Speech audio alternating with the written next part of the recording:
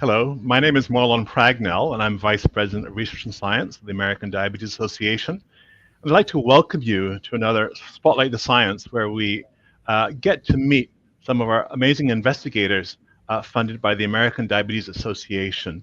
And it's my great pleasure to have us today to be speaking with Dr. Yanina Pepino. She is the Associate Professor of Nutrition in the Division of Food Science and Human Nutrition at the College of Agriculture and Consumer and Environmental Sciences at the University of Illinois at Urbana-Champaign.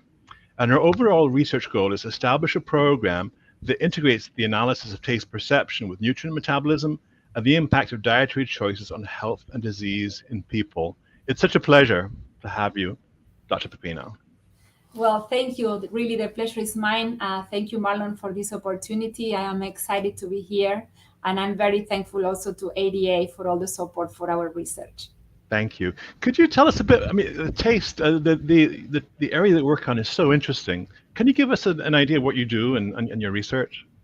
Sure. So we've been trying, what we do in the lab, as you mentioned, we're trying to put together, if you want, the tongue with the gut and get together our perception of taste and what could be the impact of, for example, having sweet taste in your mouth and how that may help coordinate digestion, regulation of blood sugars, and so how taste and what happened later in the digestive tract are coordinated through the brain, through cephalic responses, and how they all make it work, so that we know that we use taste as an important signal of just to tell us if something is eatable or not, and it will make sense that it will help us digest food better. So we really are interested in understanding what does the sweet taste have to do with our blood sugar control.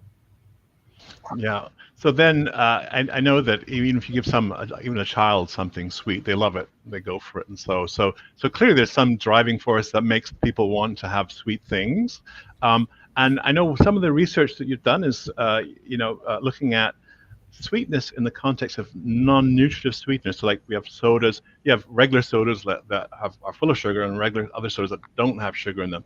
But there's some relevance there, concern around sweetness there, and that there's some impact or issues around that kind of sweetness. Can you tell us more about that? Sure. So I was always interested in sweet taste in particular, from all the basic tastes. My very first world research in the world of sensory science was with sweet taste, like more than 20 years ago.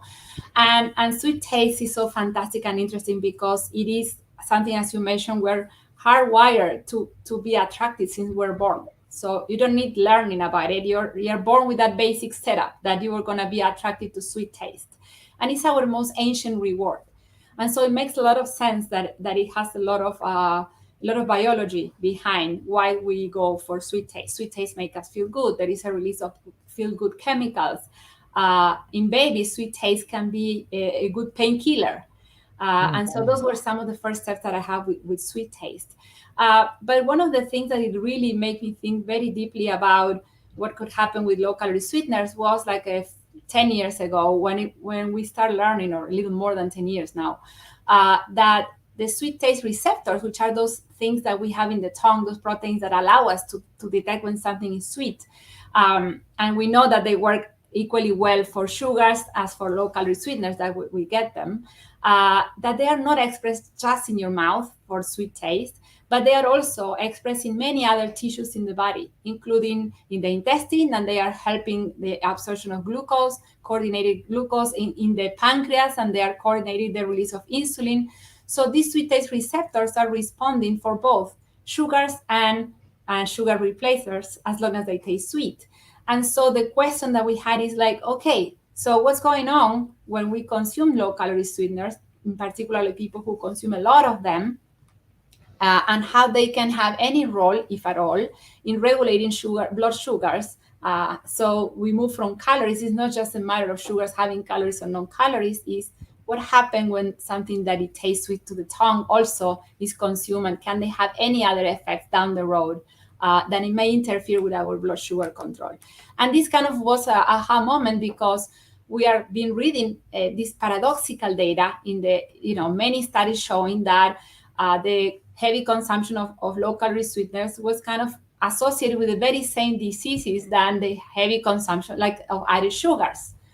And people always were wondering, well, is this all just reverse causation? It's just that we know people maybe when you are, we have a problem with you have are overweight or have a problem with obesity or have a heavy family history of people with diabetes.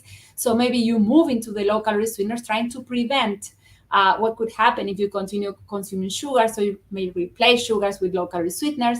And then these same people who have this kind of genetic background or propensity to develop diabetes then ended up developing diabetes no matter what. And so you say, well, it's just a marker that you're consuming the low calorie sweeteners and develop diabetes, or there is something more that actually can cause diabetes. So still the water is murky. We need more research data. There is a lot of suggestion that they are associated, but we need more data to show that they can be causing these effects. And that's what we're trying to understand if that could be something that is going on, explaining this data. In addition, perhaps to being a marker, it may be that in itself they are interfering some way with this processing of how we control our blood sugars. Interesting. Yeah. I mean, when you think about like, how when you're talking about thinking about even like the cephalic phase of insulin release, where even seafood and you start to release insulin. So basically, even not even having it, so these signals and so on that you receive, whether it's on your tongue, it might not necessarily be calorie. You're thinking about calories or some kind of that, but you're getting the signaling starting on your tongue, but that's actually eliciting potentially other things that are going on in the body that are related, but are not, obviously not, you're not delivering calories and so on. So it'd be interesting, really interesting to understand what those different processes must be. I'm sure it must be very complex to understand and how to dissect how that works, the Yes, processes.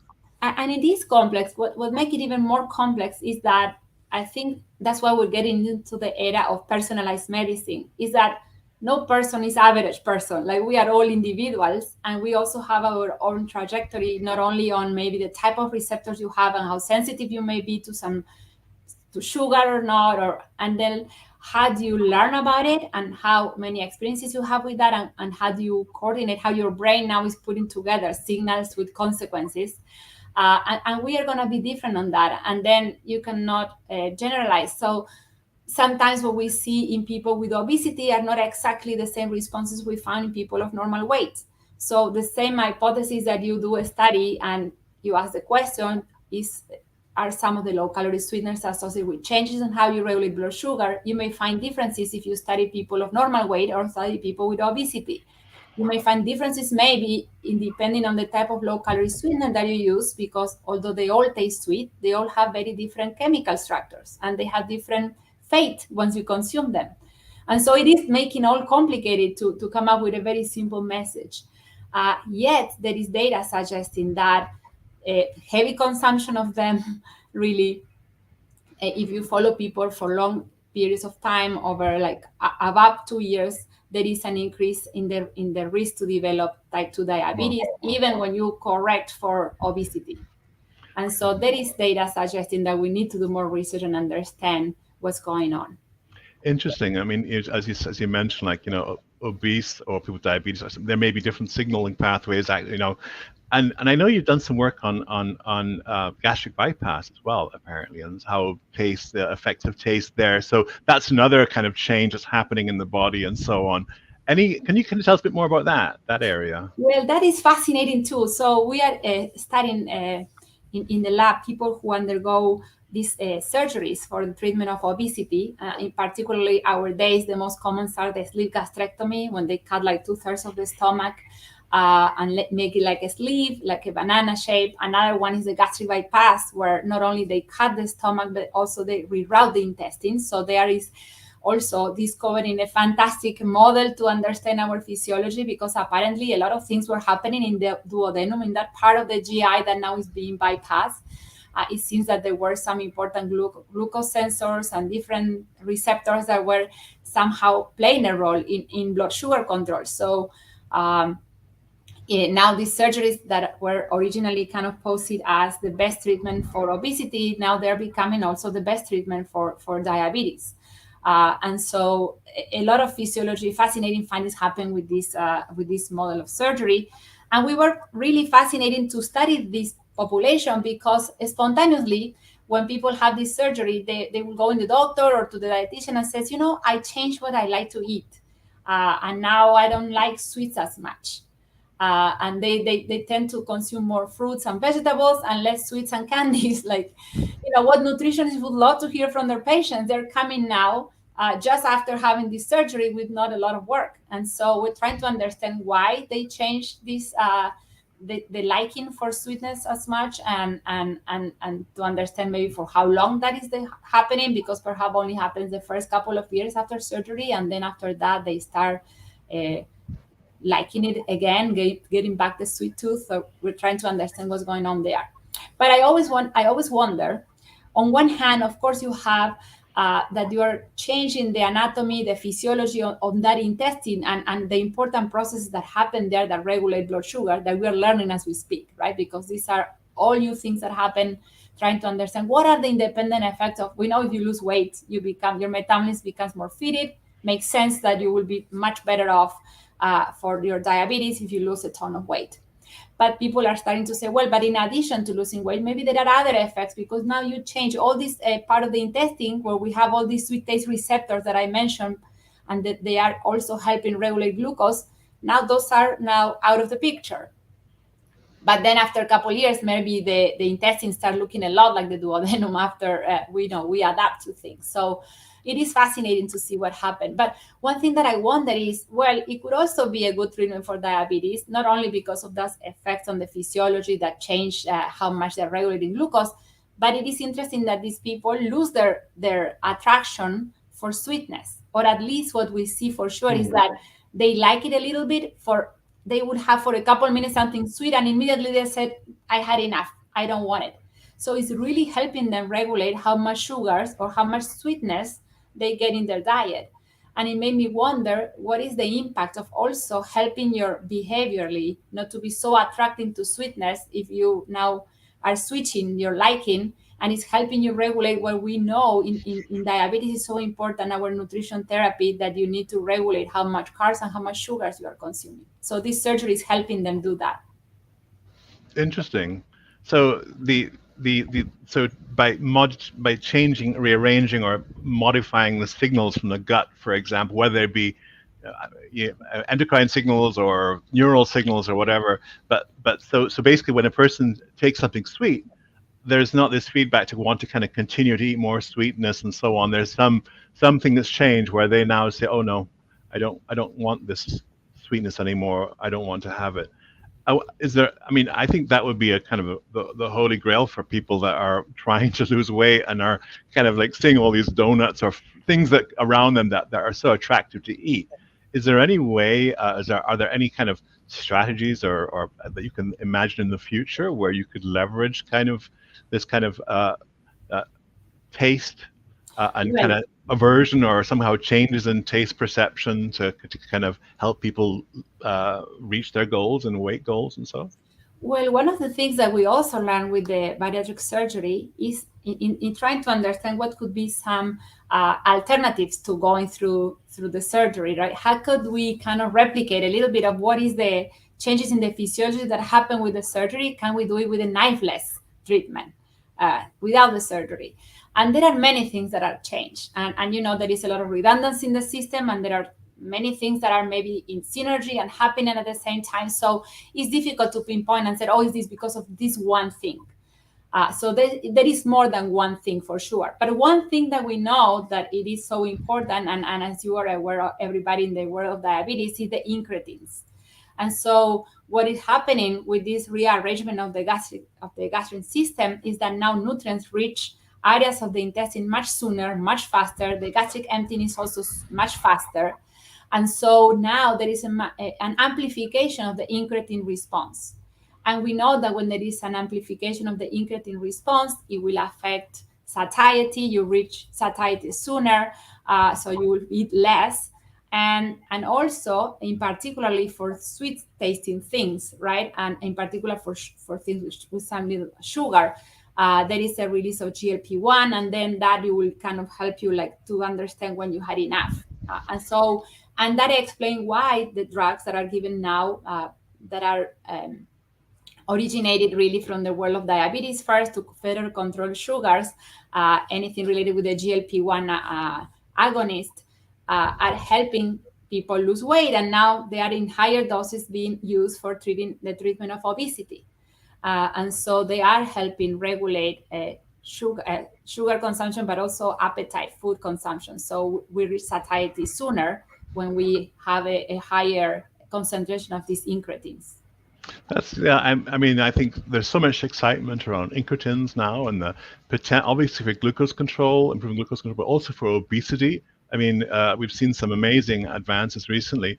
How do you think that those might work? I know I've heard that incretins have multiple targets throughout the body, and we're still learning. I mean, the brain, and we're still learning in all the Exactly, in various the brain. targets and so on.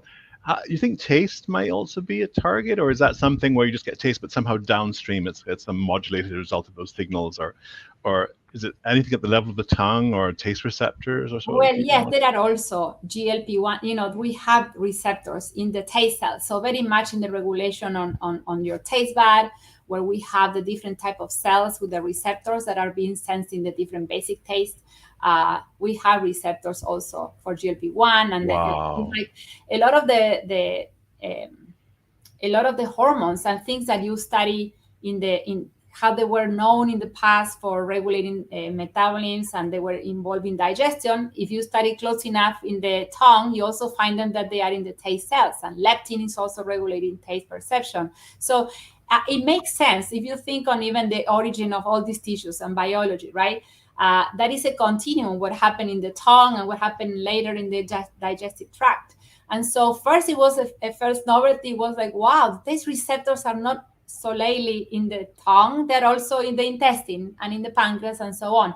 And then the reverse is also true. Things that we knew from that we found them in the intestine and they were important for gut peptides regulating digestion, you can find them in the taste buds and regulate Wow. taste cells. And so it is a Wow. very nice crosstalk of what happened, but we still understand little. So it's a great moment for people in sensory nutrition trying to link and put things together. Uh, Makes So sense. so interesting. I mean, but you could think it would be that important because I mean, thinking about energy intake and balance and feeding and so on, it's such an integral, fundamental part of life. You would think there are must be a multiple regulation at multiple levels and I mean, it's surprising to hear you actually have receptors for the incretins, so to speak, in the actual taste receptors in the tongue, right? But then, maybe that, to a certain extent, it makes sense because it's such a fundamentally important part of life is kind of eating food and survive. It's a fundamental part of survival, So that's quite fascinating. Are you one area that I wanted to talk about? You'd mentioned in terms of diabetes, you have direct experience in your family with diabetes. Well, you said your dad had diabetes, and so you're in terms of your experiences there, and in terms of taste or anything that you can bring from your experiences in the research and so on to his kind of and people with diabetes their situation and condition. Any thoughts around that? Yes, yes, that's right. So my dad has type 2 diabetes, and so I'm constantly trying to convince him to watch his sweetness.